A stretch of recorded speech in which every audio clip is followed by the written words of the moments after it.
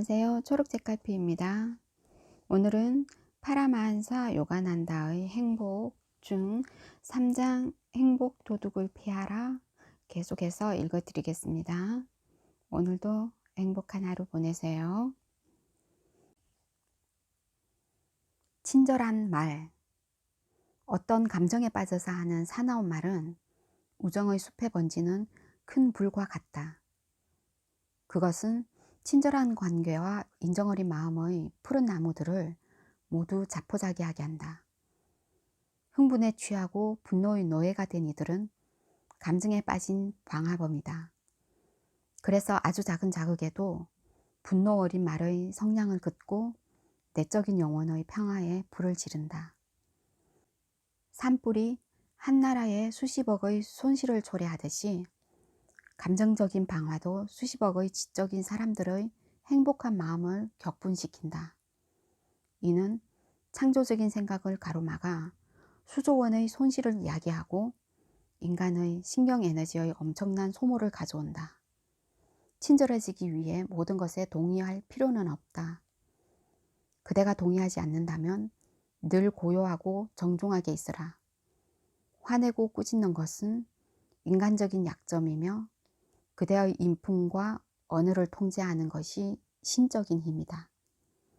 그 무엇이 그대를 자극한다 해도 자기 자신으로 행동하라. 고요한 침묵 또는 진실로 온화한 말로 그대의 친절이 다른 이들의 비열함보다 더 강하다는 것을 보여주라.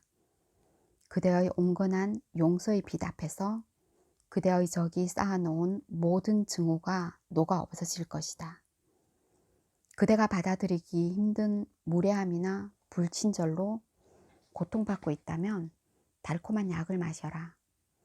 그대가 변하기로 결심했다면 그대를 부당하고 가혹하게 대한 사람에게 진실되고 온화한 말로 얘기하기 시작하라. 먼저 그대의 가까운 친척들에게 시작하라. 그렇게 할 수 있을 때 그대는 모든 이에게 친절한 습관을 갖게 될 것이다. 행복의 토대는 이해와 친절한 말이라는 재단 위에 있다. 불친절한 말은 평생의 우정과 가정의 화목을 죽이는 냉혹한 살인자다. 무례한 말을 그대의 입술에서 영원히 추방하라. 그래서 그대의 가정생활을 갈등 없이 안전하게 만들어라. 진실되고 아름다운 말은 목마른 영혼의 감로수이다. 그것들은 어디서나 필요하다. 친절한 말은 친구, 적, 교회, 사무실, 그리고 모든 곳에 행복을 창조한다. 사람들은 불친절한 사람이 방을 떠나면 행복해하고 부드러운 목소리로 진실되게 말하는 친구가 나타나면 기뻐한다. 질투. 사람들은 자신의 몸에 질병이 생겨 쇠약해질 것을 두려워한다. 그러나 질투라는 무서운 심리적 병에 걸렸을 때 진지하게 치료법을 찾으러 다니는 이들은 거의 없다. 세익스피어는 질투가 사랑의 뿌리를 좀먹는 폐렴이라고 얘기했다. 사실 질투는 그보다 더 나쁘다. 질투라는 전염병은 모든 나라의 사람들의 마음에 퍼져 있는 것 같다. 질투는 부부 생활의 폐렴이다. 그것은 행복하고 건강한 결혼 생활을 축내고 의심이라는 대량 출혈로 완전히 파괴해 버린다. 서로 간의 끊임없는 잔소리는 기관지 천식과도 같고 행복의 폐까지 감염시킨다. 질투는 사업을 할 때도 결핵처럼 작용한다. 사업 관계에 질투가 관여될 때 생명과 같이 협력하고 좋아해야 할 조직들이 천천히 또는 갑작스레 붕괴되기 시작한다. 건강한 정치, 종교 단체들은 모두 이 파괴적인 질병을 조심해야 한다. 그대의 행복이 황폐화되지 않도록 지켜라. 감각의 노예. 그대가 감각의 노예라면 행복해질 수 없다. 그대가 욕망과 욕구의 주인이 되면 정말 행복한 사람이 될 수 있다. 그대가 자신의 의지를 거슬러 과식하거나 자신의 양심과 반대되는 어떤 것을 원하거나 감각에 지배되어 내적 자아의 소망을 거스른 그릇된 행동을 하면 그대는 행복해질 수 없다. 감각의 노예가 된 이들은 나쁜 습관 때문에 스스로를 고통스럽게 하는 행동을 하는 자신을 발견한다. 이에 그대의 의지력이 주도권을 잡고 올바른 행동에 이르는 적절한 생각을 하려 할 때마다 고집센 나쁜 습관이 공격해 올 것이다.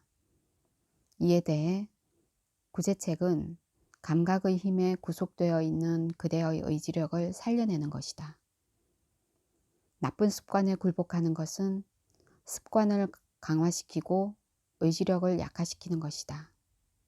분노, 비난, 질투, 두려움, 무력증, 과식 등 그대가 지닌 약점이 무엇이든 간에 자기 의지에 반하는 유혹에 굴복하지 말고 그들과 싸우라. 그대가 절대적으로 옳다고 생각하는 어떤 것을 하기로 결심했을 때 무슨 희생을 치르더라도 끝까지 해내라. 그러면 그대는 지혜가 이끄는 더 많은 의지력으로 악습을 없앨 수 있을 것이다. 지난해의 물질적 실패, 영적인 무관심, 정신적, 도덕적 허약함은 깨끗이 잊으라. 열의가 없던 명상은 의지의 힘을 통해 성공시켜라. 그리고 신을 정말로 만날 때까지 자기를 다스리는 훈련을 하고 깊이 명상하라. 거의 대부분의 영혼은 육체의 표피에 둘러싸인 감각의 노예들이다. 영혼은 유혹당하여 그 관심이 내면의 왕국의 정수인 영적인 눈과 차크라에서 멀어진다. 그리고 탐욕과 유혹, 집착이 거주하는 외부 육체의 영역으로 옮겨간다.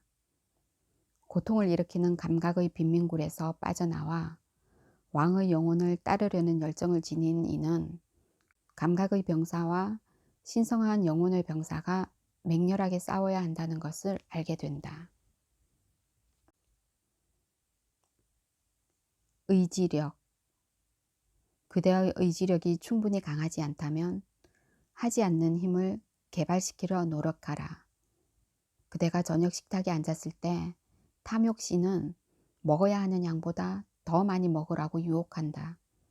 그는 자기 통제 능력을 마비시켜 그대를 소화불량의 구덩이로 던져버리려 한다. 그대를 지켜보라. 적정량의 적절한 음식을 사람들과 함께 먹은 뒤 바로 자신에게 말하라. 나는 더 이상 먹지 않을 거야. 그리고 식탁에서 일어나 서둘러 가라. 누군가 존, 돌아와서 좀 더 먹어. 맛있는 애플파이를 잊지 마. 라고 얘기하면 그저 이렇게 얘기하라. 나는 먹지 않을 거예요. 부정직과 유혹, 복수와 같은 생각은 고통을 일으키는 감각의 병사들이다. 그들은 그대의 행복의 왕국을 지배하여 그대를 불행과 고통의 지하 감옥에 감금시키려 한다. 이 그릇된 생각의 병사들이 재규합하여 내면의 평화를 공격하려 하면 즉시 빛과 정직, 자기 통제의 병사들을 일으켜 깨우라. 그리고 격렬한 전쟁에서 승리하라. 다음의 사안이 그대에게 달려있다는 것을 기억하라. 감각의 노예가 되어 탐욕, 분노, 증오, 복수와 걱정이 그대의 삶을 지배하게 할지, 아니면 자기 제어와 고요, 사랑, 용서, 평화, 조화와 같은 성스러운 병사들이 마음의 왕국을 다스리게 할지 말이다. 평화의 제국에 고통을 불러오는 반란군인 감각적 습관들을 멀리 보내버려라. 그대 자신의 통치자가 되라. 선함과 좋은 습관의 병사들이 마음의 왕국을 다스리게 하라. 그때 행복이 그대 안에서 영원히 세력을 떨치리라. 선한 것과 악한 것. 그대가 행하는 선한 것과 악한 것 모두를 신에게 드려라. 물론 이것이 의도적으로 나쁜 행위를 해야 한다는 뜻은 아니다. 다만 그대가 너무 강한 습관 때문에 스스로를 어찌할 수 없을 때 신이 그대를 통해 행위하고 있다고 느껴라. 신이 그대를 책임지게 하라. 그는 그것을 좋아한다. 신은 그대의 존재를 통해 꿈꾸고 있는 것이 바로 자신이라는 것을 그대가 깨닫기를 원하기 때문이다. 그대가 노력하고 있는 한 신은 결코 그대를 저버리지 않을 것이다.